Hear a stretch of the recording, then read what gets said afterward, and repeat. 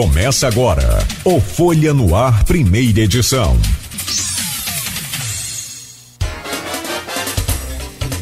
Segunda-feira, 8 de fevereiro de 2021, começa agora mais um Folha no Ar, primeira edição, aqui pela Folha FM 98,3, emissora do Grupo Folha da Manhã, começando mais um programa ao vivo, também em nosso streaming no Face, no YouTube. Daqui a pouco esse programa estará editado em podcast. Você pode assistir também esse programa em sua reprise logo mais a partir das 17 horas na Plena TV. O Instituto Nacional de Meteorologia prevê para Campos mais chuva para hoje e também no decorrer da semana.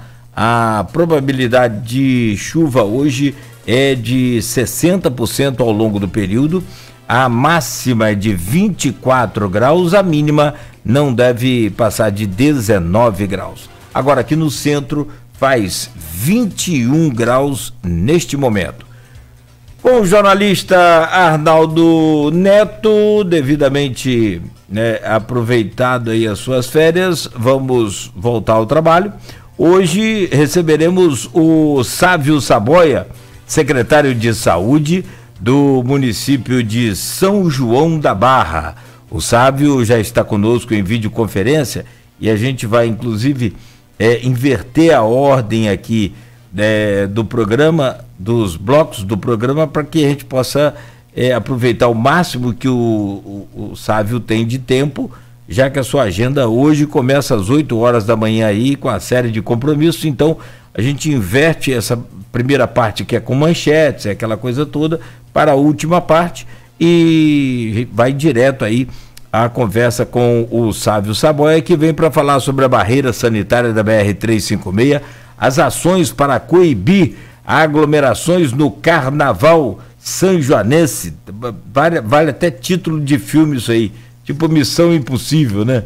Plano de vacinação também no município e outros assuntos, claro, pertinentes à saúde do município de São João da Barra. Oferecimento dos laboratórios Plínio Bacelar, Clínica Proteus e Dedumas Baterias. São 7 horas e 4 minutos e nas manchetes de hoje, então, do portal folha1.com.br, referência na Baixada Campista, o PH de São João da Barra, o PH de São José fechada por falta de médicos. Ex-vice-prefeito de São João da Barra sofre acidente no último sábado. Prefeitura anuncia para terça pagamento de janeiro da educação em Campos. Homem é executado a tiros dentro de casa também em Campos. Campos registra mais 2 mortes e 45 novos casos da Covid-19. Esse boletim das últimas 24 horas registrado ontem. E Saúde de Campos receberá 75 milhões de reais do Estado, que nós vamos comentar, como eu já disse, no último bloco do programa. Para começar esse programa, então, deixa eu trazer primeiro o bom dia do Arnaldo Neto, secretário, porque ele está voltando de férias, então para ir aquecendo aí as turbinas e para matar a saudade, porque segundo ele, não aguentava mais de vontade de trabalhar. Arnaldo Neto, bom dia, seja bem-vindo. Logo a seguir, então, traremos o senhor, secretário. Bom dia, Arnaldo. Foi tudo bem? Como é que foram as férias? Nogueira, tá tendo um sonzinho aí, tá pra você também? Tá, provavelmente. Tá oscilando um pouquinho? Provavelmente seja lá na transmissão do Sávio. Mas como a gente já vai começar a falar com ele, isso deve passar. Então vamos lá, bom dia para você, bom dia a todos os ouvintes da Folha FM, bom dia secretário Sávio Saboia, que a gente já vai começar a conversar sobre a questão de São João da Barra. As férias foram, graças a Deus, tivemos vacina no Brasil nesse período, né? A gente não tinha vacina ainda oficialmente, já começou aí a vacinação, vamos falar sobre isso com o Sávio Saboia em relação a São João da Barra, mas o país, de maneira geral, começou a vacinação, saiu aí de um atraso. Vimos negacionistas, pessoas que faziam campanhas contra a vacina, sendo vacinados em Campos, então não mudou muito o país, né? Continua a hipocrisia, continua gente negando a realidade, continua gente ainda não entendendo a gravidade desse vírus, mas pelo menos de positivo a gente tem aí a questão desse avanço em relação à vacina, esse avanço aí em relação a um plano de vacinação nacional. Acho que pelo menos isso a gente adianta. Tivemos aí vários problemas no norte do país, Amazônia, sobretudo a Amazônia. Então, assim, tivemos algumas coisas que aconteceram nesse período de negativos e de positivos. Em Campos, algumas questões aí relacionadas sobretudo ao salário do servidor, mas nós vamos comentar tudo isso no final. Assim, você falou que estava doido para voltar a trabalhar, voltei semana passada, né? Mas ganhei uns diazinhos a mais de folga, porque voltar esse ritmo de acordar às 6h30, vou te falar que não é fácil não, depois de um período aí de folga, hein? Não, e o problema todo é que ainda tem a jornada noturna, né? Para quem trabalha em jornal, a gente sabe disso. Sim. Tem essas jornadas aí noturnas que muitas das vezes, dando tudo certo, termina depois de meia-noite. Exatamente. Então, não é fácil, não. Dando certo, meia-noite é um bom horário para terminar, dando certo. Dando certo. Bom, mas deixa eu trazer o bom dia do secretário Sávio Saboia, que gentilmente está aqui conosco também, acordando cedo, e vem para falar um pouco sobre a saúde do município vizinho de São João da Barra nessa pandemia. Sávio, muito bom dia, seja bem-vindo. É sempre bom recebê-lo. Da última vez que o recebemos aqui, foi no Folha no Ar, segunda edição. Você estava atuando na Secretaria de Saúde do município de Campos. E ali, né, falamos sobre bons trabalhos realizados, e espero que também seja assim hoje com o município de São João da Barra. Bom dia, é um prazer recebê-lo mais uma vez aqui na Folha FM. Seja bem-vindo. Bom dia Arnaldo, bom dia Cláudia, é um prazer novamente estar aqui no Grupo Folha, né? Como você bem disse, eu estive aí por 2 vezes durante a minha passagem na Secretaria de Saúde de Campos, em 2019, e é um prazer. Estou aqui à disposição dos ouvintes, dos internautas, e vamos bater um papo aqui sobre saúde pública. Nogueira, eu vou começar aqui então falando sobre a barreira da BR-356. Acho que é um outro caso desse período que eu tive de férias que foi bastante polêmico. Nós tivemos a suspensão por parte da Polícia Rodoviária Federal e depois, por decisão judicial de primeira instância, concedeu aí ao município de São João da Barra o direito de retomar a barreira. Sabe, uma dúvida muito constante que a gente ouve muito, sobretudo em rede social, a gente vê muita gente falando, é com relação à efetividade da barreira, dessa barreira sanitária da BR-356, se ela realmente consegue impedir ou não a passagem de pessoas. Por outro lado, a nota da PRF, quando suspendeu a barreira, dizia que ela tinha somente um caráter educativo, informativo, digamos assim, e não tinha a autonomia, vamos assim colocar, para impedir a entrada de pessoas. Hoje, como está funcionando essa barreira na BR-356 e qual, na sua opinião, depois a gente vai falar que você participou de toda a equipe da questão da Covid desde lá do início, antes mesmo de ser nomeado secretário agora, saiu um período para a eleição, mas enfim, isso tudo a gente vai falar no decorrer do programa, mas como você vê a efetividade da barreira e qual é o papel dela hoje na BR-356? Bom, primeiro é importante salientar que a barreira para nós, que estamos em São João da Barra, ela é essencial, por alguns motivos especiais. São João da Barra, a BR-101 é o principal, a porta de entrada principal é a BR-356, né? 356, enfim, é o destino final da BR para quem está em direção a São João da Barra. Dali não se tem mais passagem para nenhum município, então não havia uma forma de se montar uma barreira sanitária de uma forma mais eficiente, mais eficaz, que não fosse ali a BR-356. O local foi escolhido estrategicamente porque depois daquele ponto já tem algumas entradas que as pessoas poderiam desviar. Do ponto de vista de eficiência da barreira, desde março de 2020, quando iniciou esse processo de pandemia no país, São João da Barra, ainda na gestão da companheira Arleni Valdez, foi um dos primeiros municípios que adotou e implementou todas aquelas ações que eram orientadas pela OMS. Praticamente 100% das ações São João da Barra adotou. Uma delas é o controle sanitário. Ela é sim eficaz. Hoje ela voltou a ser uma barreira novamente restritiva e não educativa, como a PRF emitiu nota. A gente discordou, inclusive, daquele ponto daquele ponto da nota da PRF, porque ela iniciou de uma forma, na época em março, já havia os questionários, já havia as restrições, depois surgiram decretos mais restritivos, inclusive com proibição de mais de 2 passageiros por carro, não sei se vocês se lembram disso, os ônibus só poderiam entrar com 50% de lotação, a gente chegava a parar ônibus do Porto 6 horas da manhã e não deixávamos seguir se tinha mais de 50% de lotação. Então, no momento que a pandemia avançou muito, que a gente estava no estágio de alerta ainda maior do que hoje, ela foi sim restritiva. Aquela nota PRF realmente não condiz com a realidade do que foi a barreira ao longo do ano. Tiveram alguns momentos em que a barreira realmente ela passou a ser um pouco mais de caráter educativo, até porque os índices foram melhorando. Mas a gente retorna com ela agora, com a Justiça Federal determinando que a São João da Barra possa realmente realizar o seu controle sanitário, até porque a questão de saúde pública vem a questão da supremacia do interesse público, né? A PRF, quando suspendeu a barreira, ela o fez justificada no transtorno que estava ocorrendo ali no trânsito e que não poderíamos restringir, porque havia um decreto presidencial de que não poderia haver proibições e barreiras, restrições, enfim, interrupções do trânsito. Porém, existe sim, nesse momento de pandemia, o interesse público e da saúde pública, ele deve ser sempre, na medida do possível, ser considerado supremo, vamos falar assim, né? E os dados mostram que a barreira ela é eficiente para São João da Barra, ela foi eficiente. Então, todos esses dados, toda a estatística foi anexada ao processo, inclusive fez com que o juiz formasse o seu juízo de valor nesse momento, analisando os dados que foram apresentados nos autos pela doutora Eveline, que é a nossa procuradora.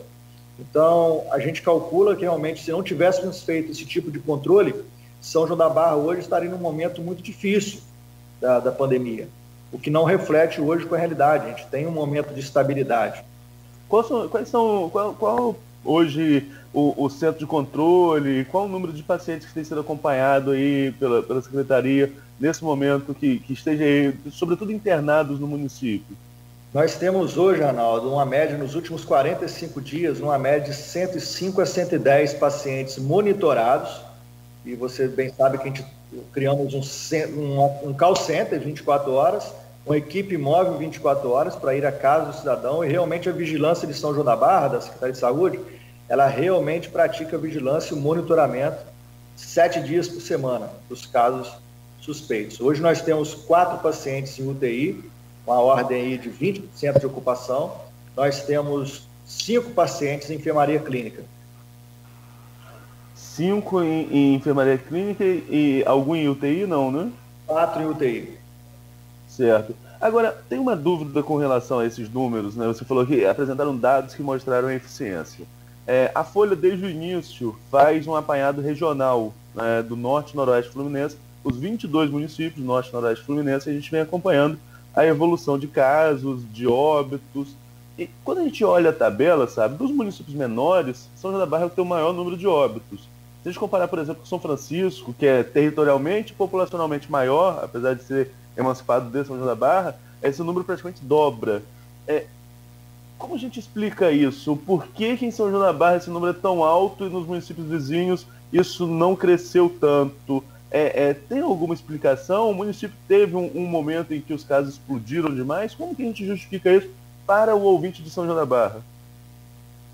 Eu não posso trabalhar os outros municípios. A gente tem muita questão da subnotificação. Eu posso te garantir que São João da Barra é um município que notifica 100% dos casos. E aqui eu não estou dizendo que os outros municípios menores não estejam fazendo, mas também sabemos que isso ocorre em âmbito nacional. Porém, a gente também deve comparar a São João da Barra, os 2 municípios que você citou, eles são vizinhos de Campos, com certeza. Campos aí com 700, 600 mil pessoas. Porém, o fluxo em São João da Barra, a gente precisa também compreender fluxo seja de turistas nos feriados ou em finais de semana, seja o fluxo do Porto do Açu, que hoje a gente pode dizer que tem cerca de 10 mil pessoas diariamente no Porto do Açu, ele contribui, de certa forma, para que os nossos índices sejam um pouco mais elevados do que o dos outros municípios. Por isso que a gente tem a certeza de que a barreira ela é necessária, foi necessária e continua sendo. Ainda que nesse momento, porque vai vindo o carnaval, a gente está muito preocupado com o fluxo de turistas no carnaval. Nós atribuímos esses números que você está citando a esses fatores que mencionei aqui. Mas ainda assim, que o nosso número de óbitos sendo um pouco maior, nós estamos ainda abaixo da média nacional. Sávio, agora voltando ao BR, que é um assunto que gera muita repercussão, eu voltei a escrever agora no blog também na última semana, só para aquecer, escrevi uma opiniãozinha sobre essa questão da barreira, que impõe a PRF também algumas condições, porque a gente que vai muito a São João da Barra, a gente sabe que chega aqui na barreira, o número de veículos que cortam pela direita, e aquilo pode gerar uma confusão, e trânsito é uma situação de estresse. Eu fui a São João da Barra sexta-feira, levei 40 minutos na barreira, era 11h48, fechei um pouquinho antes da meia-noite, Nogueira, 11h48, fechei o jornal e fui, então você já estava o dia inteiro trabalhando, chegar a 11h48, ficar 40 minutos preso na barreira, né? É uma situação de estresse para qualquer um, não estou colocando só a minha situação, não. Eu, nesse dia, tinha que sair do trabalho, mas quantas pessoas saem do trabalho todo dia e enfrentam a barreira, que muita gente de São João da Barra trabalha em Campos e vice-versa. Há uma certa crítica com relação ao seguinte: prepare-se a barreira, mas não tem condições de agilizar, não tem pessoal para agilizar, sobretudo no fim de semana, que é quando a demanda é maior. A gente sabe que não tem como impedir o contribuinte, porque a pessoa mora em Campos, mas ele tem a residência dele em São João da Barra, tem o IPTU dele, você não pode impedir o contribuinte de entrar na cidade, até porque a residência lá também é dele, né? Mas assim, para agilizar essa questão da barreira, há algum plano nesse sentido, sobretudo nesse fim de semana de carnaval, como você falou, a demanda deve ser muito maior? Arnaldo, o estresse na barreira, ele é real. Eu também passo por ele, todo mundo passa, eu faço questão de não entrar pela direita, nem por lugar nenhum, eu vou seguindo ela normalmente. É um estresse contínuo, porque não se pode criar outra via, não é uma pista duplicada, por exemplo, a própria PRF não permite. Existe, em determinado momento, um bom senso ali dos profissionais médicos, enfermeiros, que estão indo para o seu local de trabalho, poderem fazer uma segunda via quando está chegando perto ali daquele recuo, daquele estacionamento ali praticamente, existe essa liberação, a pessoa tem um crachá, mas realmente quando o fluxo aumenta muito, principalmente em feriado, verão e agora no carnaval, já tentamos de tudo, todas as formas de planejamento, só que realmente a gente esbarra sempre na lei de trânsito, a gente não pode criar uma via para o acostamento e só tem aquela via ali. Infelizmente, é um transtorno ainda que vai levar alguns dias, a gente continua analisando os dados para que a gente possa ir aos poucos desmobilizando algumas ações. A barreira está no plano de desmobilização se os nossos índices continuarem estáveis.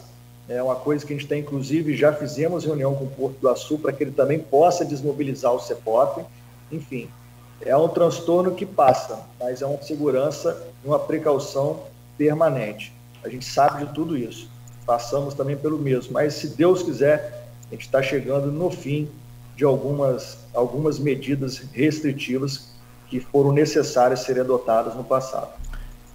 Arnaldo, pois não, só sobre essa questão da barreira, e aí, Sávio, foi voltando lá no início da desativação dela, quando a PRF tomou conhecimento de que a prefeitura teria mudado o seu sistema de trabalho e não comunicado antes, que foi onde surgiu, a princípio, o impasse. No dia 23 de janeiro, foi um sábado, né, a barreira foi desativada pela Polícia Rodoviária Federal, que entendeu que a prefeitura não tinha o direito de pedir os comprovante de residência de todos os integrantes, passageiros do veículo.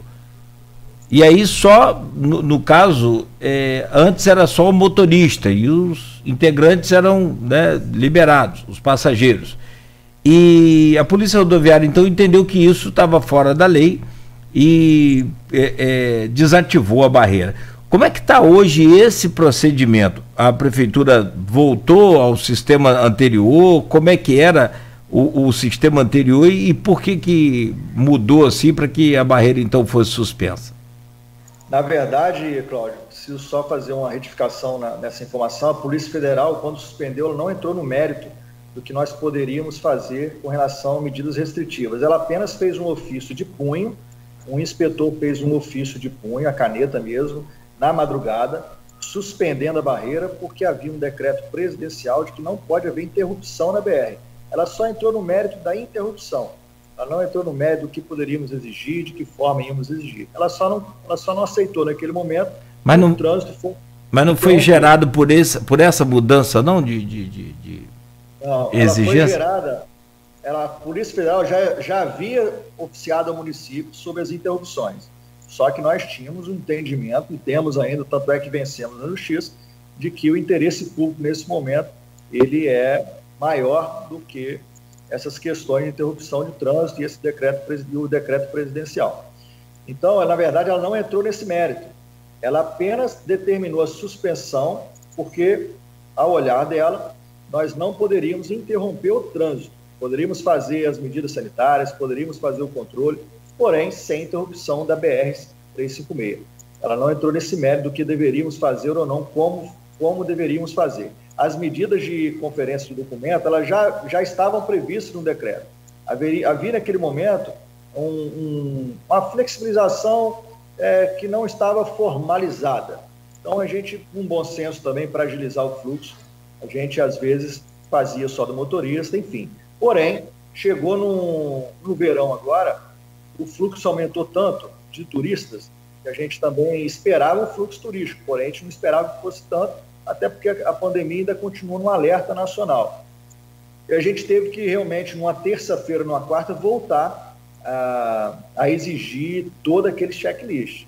Então começou a ser exigido, gerou esse transtorno todo com a Polícia Rodoviária Federal, quando no sábado de madrugada, na sexta para sábado, né, ela suspendeu a realização dos trabalhos da Secretaria Municipal de Saúde da Ordem Pública.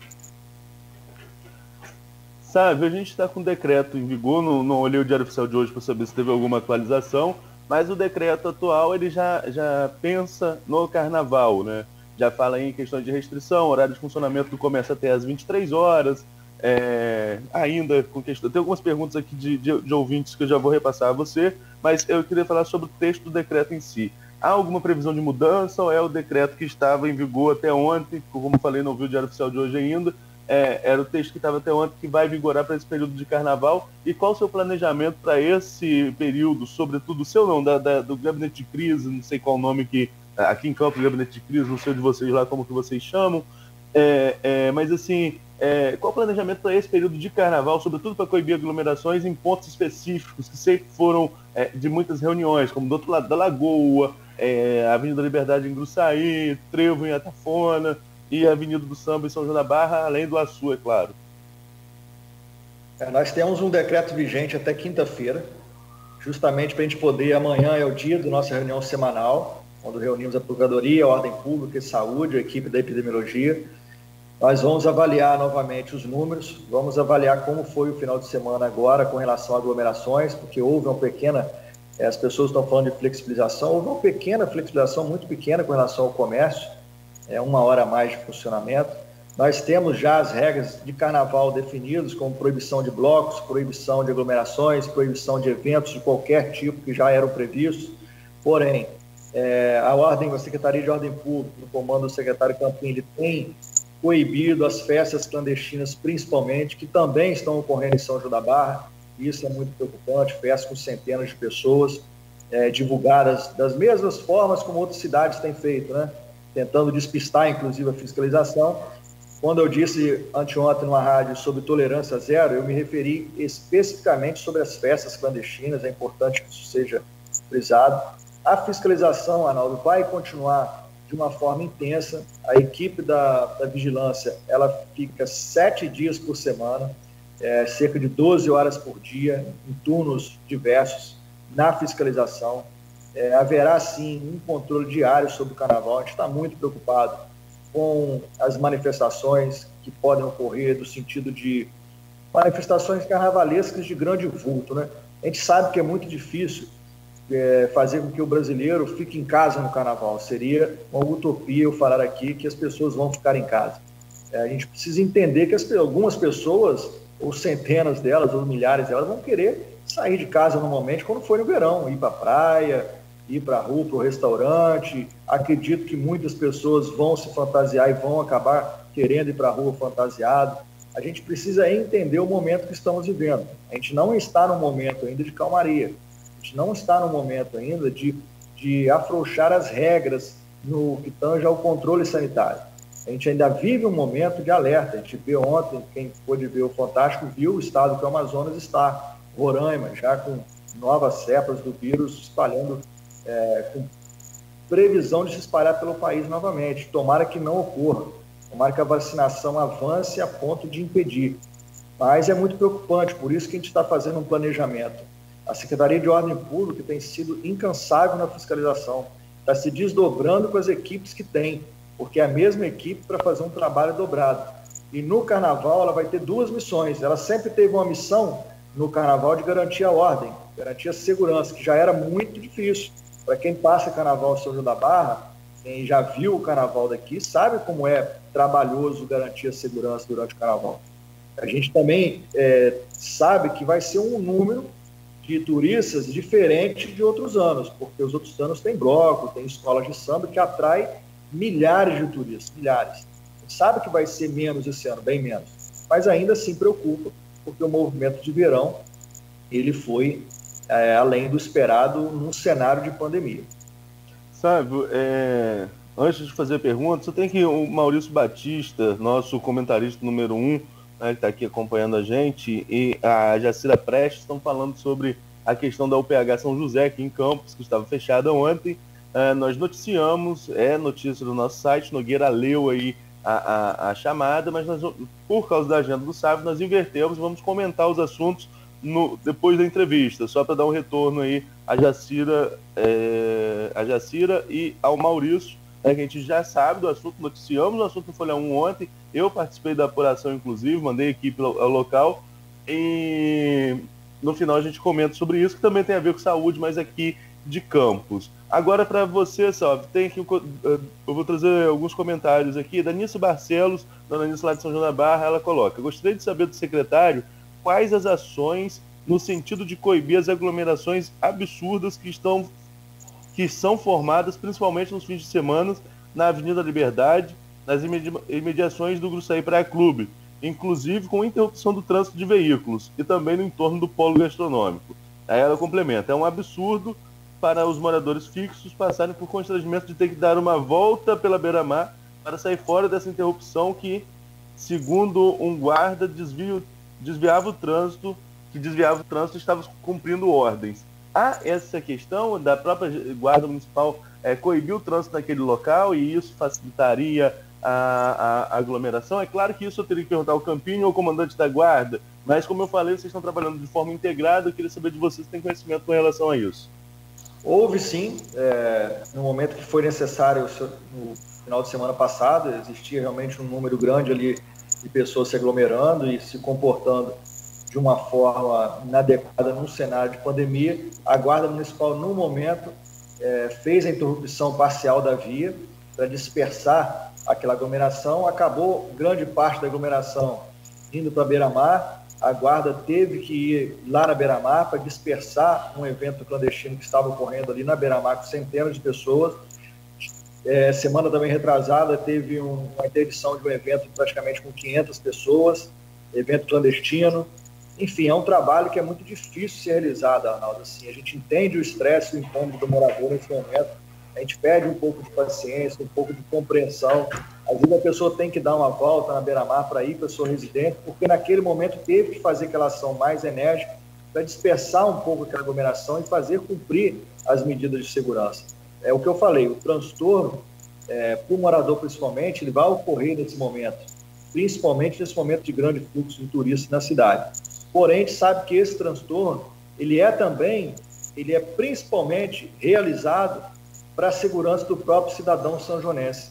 Então, todas as medidas que a gente toma, quando toma para restringir, na verdade, as pessoas às vezes incompreendem. É para proteção, principalmente do cidadão de São João da Barra, dos seus visitantes que frequentam a cidade há décadas, os veranistas principalmente, Aí eu estou falando daquelas pessoas que têm casa em Atafona, casa em Gruçaí, os campistas que vão para a cidade. Então, são medidas que visam proteger a sociedade.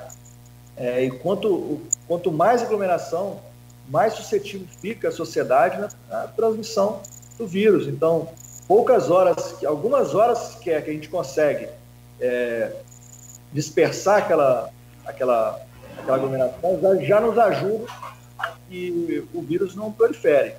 Então, assim, é um dia a dia estressante também para as equipes, porque é um desgaste tremendo. Não pense que os guardas gostam, que o secretário de Segurança Pública gosta, que o secretário de Saúde gosta de editar decreto, que a prefeita Carla Machado também, ela fica confortável.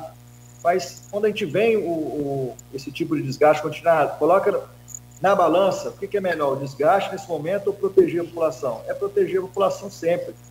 Então, a gente pede realmente uma compreensão. Se Deus quiser, isso está passando. Esse momento vai passar. A gente está chegando aí num momento que as vacinas já vão começar a ser produzidas no país. Então, é um pouco mais de paciência. Já seguramos até agora. Vamos segurar um pouco mais. Vamos manter as medidas. Vamos passar um carnaval em segurança, principalmente. Um apelo que a gente faz sempre. Sabe, a gente está caminhando aí para o intervalo, mas antes de trazer uma última pergunta do ouvinte neste bloco, e no próximo bloco tem várias perguntas do ouvinte no grupo do programa, eu queria falar sobre carnaval, emendando aí nessa sua questão de festas, de aglomerações. A gente sabe que as famílias, sobretudo as que tradicionalmente passam o carnaval em São João da Barra, não só as de lá, mas as que vão passar, tem muita gente preparando festa para esse período de carnaval, festa dentro de casa, o que é recomendado, todo mundo em casa. Mas aí, onde que está o limite do que é recomendado dessa festa em casa, todo mundo dentro de casa, para estar recebendo amigo, recebendo vizinho, e como vocês vão trabalhar com relação a isso, né? De diferenciar de uma festa familiar para uma festa que está causando uma aglomeração que coloca alguém em risco. A pandemia, Arnaldo, ela tem o efeito negativo dela está diretamente relacionado com o comportamento do ser humano. A gente entende que cada família, cada chefe de família, ele deve também saber o limite que ele deve ir. Nós recebemos denúncias, a gente tem um canal de denúncias, a gente está muito focado nas festas clandestinas, nas festas de bilheteria, nas festas com centenas de pessoas. É claro, se tiver uma denúncia de uma festa numa casa de família com 30, 40, 50 pessoas, ela vai sim se enquadrar na nossa equipe de interdição de eventos da ordem pública, né? Equipe que realmente recebe essas denúncias, pesquisa, investiga, que existe um trabalho de investigação, que agora eles criaram um método, alguns produtores de eventos, né, clandestinos, que eles divulgam durante a semana toda que a festa vai ser num local. 5 minutos antes do evento, eles já têm um card pronto e mandam só para quem comprou o ingresso dizendo o local verdadeiro. Até nisso, a ordem pública agora está tendo que ter um sistema de inteligência para rastrear. Às vezes, eles estão marcando um evento durante a semana toda para 15 quilômetros do local verdadeiro. Eles anunciam que vai ser em Atafona, faltando 5 minutos, eles distribuem para quem comprou o ingresso o local verdadeiro em Gruçaí. Então, a equipe já estava mobilizada para um local, agora não, já estamos esperando para ir no local certo. Então, voltando à sua pergunta, nós também temos o nosso bom senso. Nós não temos braços e equipes de fiscalização para bater de porta em porta para fiscalizar cada casa que esteja planejando reunir sua família, fantasiados, enfim. A gente entende também que a maior parte desse trabalho de fiscalização e de conscientização deve partir de nós mesmos.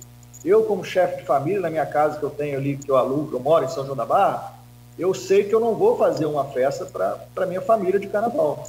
Eu posso, sim, dizer que eu não vou me reunir com os meus, meu filho, com minha esposa, minha sogra, seria uma hipocrisia. Vamos estar reunidos em família, mas eu não vou abrir minha casa para 30, 40 pessoas.